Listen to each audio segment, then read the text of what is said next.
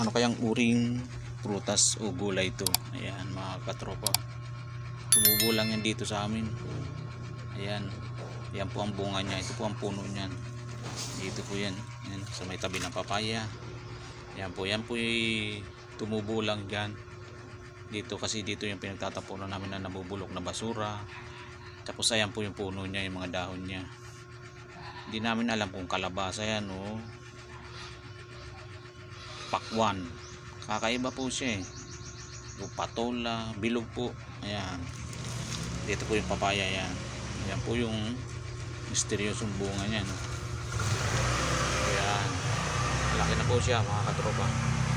I-comment nyo na lang po kung ano yan, kung anong prutas yan o gulay ba yan.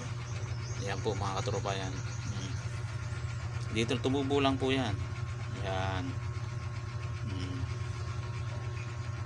ayan po siya. Ayan mga katropa,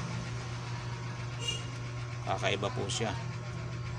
Ano po ba yan, gulay po ba yan o ano kaya? Focus po natin yung harang kalabasa o ano. Lumaki na po siya. Yan, yung iba may mga bunga po siya. Ayan, na maliliit pang bunga siya. Dito lang po yan sa may gripo. Ayan,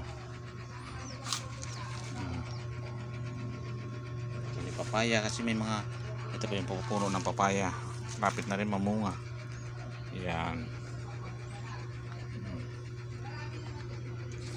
yan po mga katropa. Yan, i-comment nyo na lang po yan kung anong gulay o prutas yan. Maraming salamat po.